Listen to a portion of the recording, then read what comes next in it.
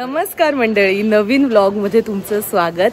आज मी पुन्हा एकदा चालले आहे माथेरानला बर्थडे ट्रिपसाठी आणि यावेळी मी कोणाबरोबर जाते एकदम सरप्राईज आहे, म्हणजे लगेच दाखवणार आहे सरप्राईज।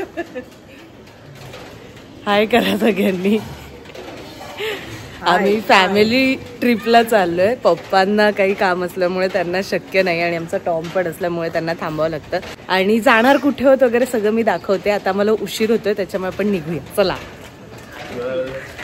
सगळ्यात आधी आम्ही डोंबिवलीवरनं नेरळपर्यंतची ट्रेन पकडली। छान 15 रुपयांमध्ये नीट प्रवास होतो। सकाळी 8:26ची ट्रेन पकडून आम्ही पोहोचलो आणि मग टॅक्सी पकडली आहे। नेरळ स्टेशन पासून एवढी प्रचंड लाईन होती ना की म्हणजे मला वाटतं मध्ये टॅक्सी पण खूप आहे इथे। तर 100 रुपये पर सीट अशी टॅक्सी आणि लाईन असल्यामुळे खूप जरा पळापळ करून पकडावी लागली। आता फायनली माथेरान घाटात आणि वर जायची तयारी चालली। हे एवढं प्रचंड ट्रॅफिक आहे इकडे। आम्ही चालत निघालोय आमच्या आजी। चला मंडळी, पावसाळा म्हटला की नेरळ माथेरान प्रचंड गर्दी। तुम्ही बघितलं ट्रॅफिक किती होतं। आम्हाला साधारण 2 लेअर त्या डोंगराचे चढून वर यायला लागलं आणि आल्यावरती मग ते 50 रुपये पर हेड असं तिकीट काढायचं। इथून तुम्ही चालत जाऊ शकता, पण तुम्हाला जर अनुभव घ्यायचा असेल घोड्यांचा तर अगदी 500 ते 550च्या रेंजमध्ये मार्केटपर्यंत आणि जसं तुमचं हॉटेल असेल त्या अंतरावर, म्हणजे आमचं हॉटेल मार्केटपासून 10 मिनटं वॉकिंग होतं। सो तिथे आम्हाला आणखीन 200 रुपये घोड्यांसाठी द्यावे लागले। आजी आणि मम्मीला आम्ही हॉटेलपर्यंत घोडे केले होते आणि मी आणि साईश चालत आलो होतो। सो आम्हाला पर हेड जाताना 2400 रुपये घोड्यांना द्यायला लागले। घेऊन जातात ते। कसं वाटलं घोडे स्वारी? मस्तच एकदम।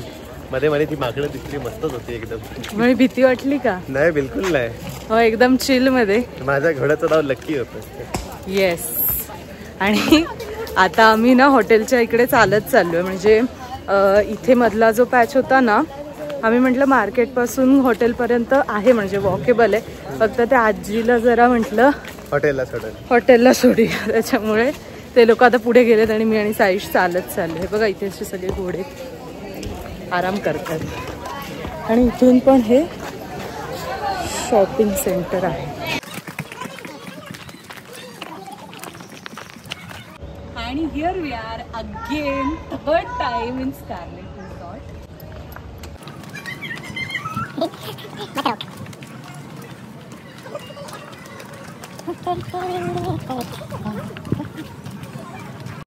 तर असे आम्ही पोहोचलो स्कारलेट रिसॉर्टला। आता मी तुम्हाला थेट संध्याकाळी आम्ही कुठे गेलो ते दाखवणार आहे, कारण हॉटेल रूम, जेवण हे सगळं मला तुम्हाला खास वेगळ्या व्लॉगमध्ये दाखवायचं आहे। So hello, good evening. दुपारी छान झोपलो। आता जेवल्यानंतर 1-1.5 तासाचा रेस्ट केला आणि आता थोडा पाऊस पण कमी झालाय। दुपारी खूप पाऊस होता इथे, म्हणजे आमची छत्री पण कोणीतरी पळवली। आता इकडून आम्ही चाललोय थोडं, म्हटलं साईट सीइंग म्हणजे काय, इथे जे पॉइंट्स आहेत जवळपास, शार्लोट लेक आहे, पिसरनाथ मंदिर आहे, ते तर मागच्या वेळी पण बघितलं होतं, पण आई आणि मम्मी साईश हे सगळे पहिल्यांदा आले, सो त्यांना घेऊन जाते। बघूया तिथे आता ते ॲक्च्युली रस्ता चांगला आहे का नाही कसं बघून जाणार आहे। जेवढं शक्य होईल तेवढं जाणार आहे। त्यांचा एक्सपिरियन्स तुम्हाला आत्तापर्यंतचा ऐकवते, चला। तर जायचंय, पण काय कसं आहे आतापर्यंतचा स्टे? खूप छान आहे स्टे। आणि जेवण कसं होतं? जेवण पण खूप छान होतं, व्हेज नॉनव्हेज दोन्ही होतं। आणि काय आवडलं जास्त जेवणात? जेवणामध्ये पुरणपोळी पण खूप छान होती, फ्रूट कस्टर्ड ते पण छान होतं, ते आवडलं मला। आणि आता सगळ्यांनी असे लुक, सगळ्यांचे लुक दाखवते, थांबा। हा, फिर आता टीडी। हा, आता आई तू ये, अशीच ये आणि अशी जराशी उभी राहा। हा, फिर गोल।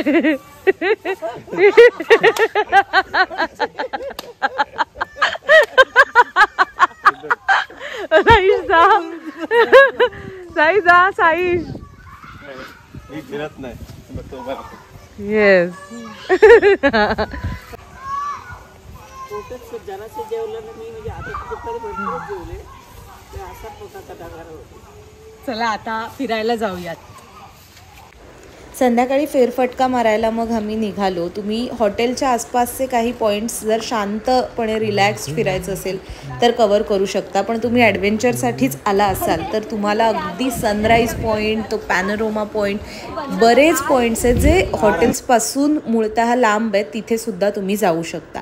आत्ता आम्ही जिथून आलो तो आम्ही थेट शार्लोट लेकला जाणार आहोत त्या दिशेने. मात्र मध्ये पण हा एक पॉईंट आहे जिथून ना धबधबा असतो खाली, जिथे तुम्हाला पाहता येईल, आणि त्याच्या अगदी समोरच थोडं 2 पावलांवरती शार्लोट लेक आहे.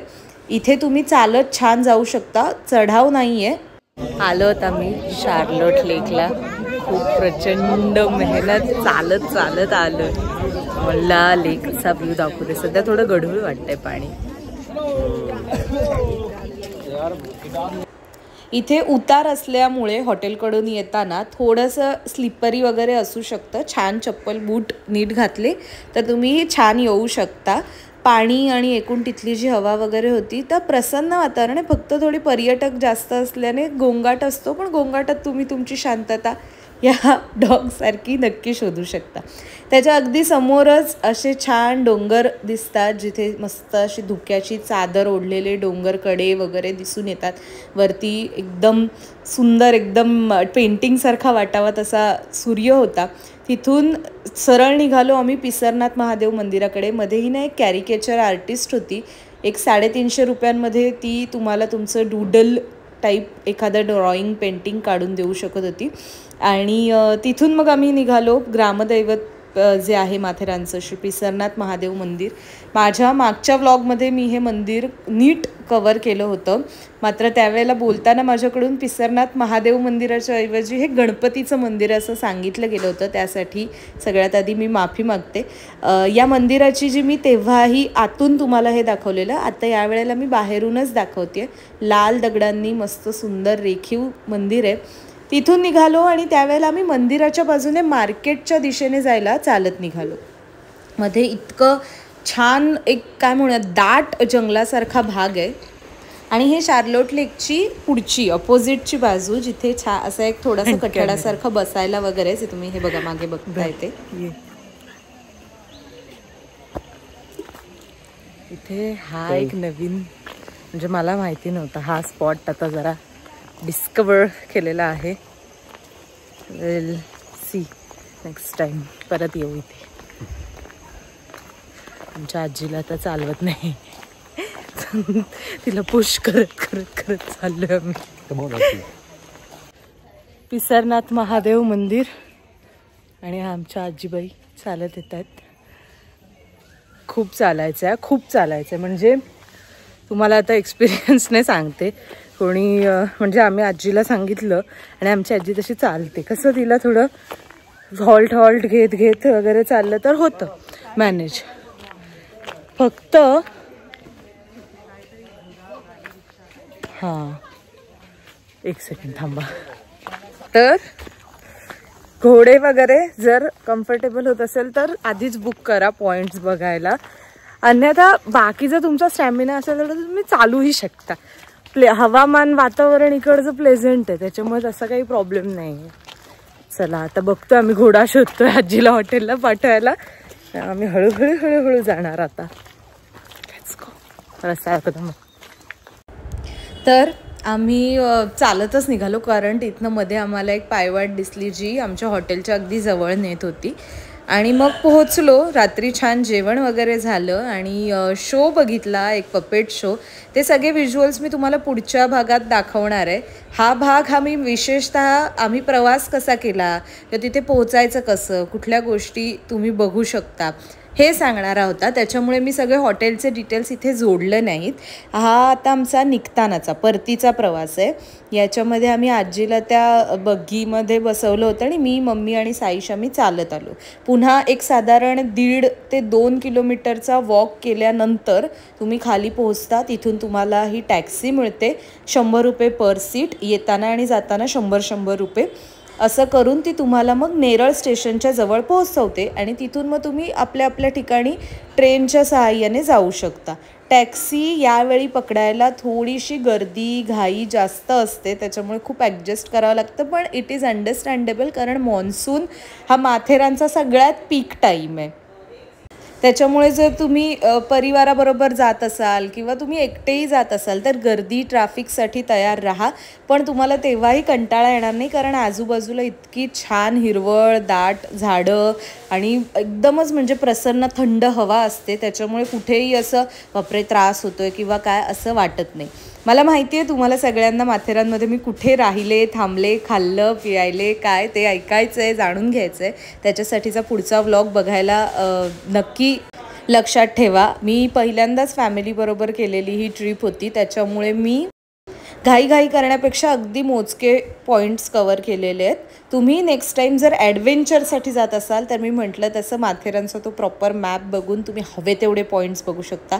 Eco point, Lord's point cover करायला विसरू नका. नाहीतर तुम्हाला रिलॅक्स करायचं असेल तर तुमच्यासाठी मी जिथे जिथे गेली आहे ती ठिकाणं परफेक्ट असू शकतात. त्या तळ्याच्या काठी जायलाही विसरू नका. बरं, हे आमचे सगळ्यांचे लुक्स. आम्ही छान तयारी करून फोटो सेशन वगैरेमध्ये छान वेळ घालवला आणि मी म्हटलं तसं नेक्स्ट व्लॉग लवकरच येणार आहे, त्याच्यामुळे आत्ताच चॅनलला सबस्क्राईब करून ठेवा. आमचा प्रवासाचा खर्च किती झाला थोडक्यात सांगायचं तर 15 रुपयाचं तिकीट, 500 ते 700 रुपये घोड्याला, त्याच्यानंतर मध्ये 100 रुपयाची जी कॅब केली ती, आणि वरती गेल्यावरती आम्ही जो हॉटेलचा खर्च तो वेगळा, आणि संध्याकाळी जेव्हा म्हणजे दुसऱ्या दिवशी रिटर्न निघालो तेव्हा फक्त आजीसाठी आम्ही जी बग्गी केली होती तेवढाच 1000 रुपये खर्च. रिक्षा ज्या आहेत ही रिक्षा आणि ती बग्गी याला 1000 रुपये पर पर्सन घेतले जातात, निदान या पीक टाईममध्ये. तरी तुम्ही जाणार असाल तर तुम्ही विशेषतः मी सांगेन चांगले शूज किंवा चांगले ते क्रॉक्स, आणि दुसरं म्हणजे महत्त्वाचं रेनकोट बरोबर घ्यायला विसरू नका. आणि हॉटेलचा व्लॉग बघण्यासाठी पुन्हा एकदा सबस्क्राईब करा. बाय.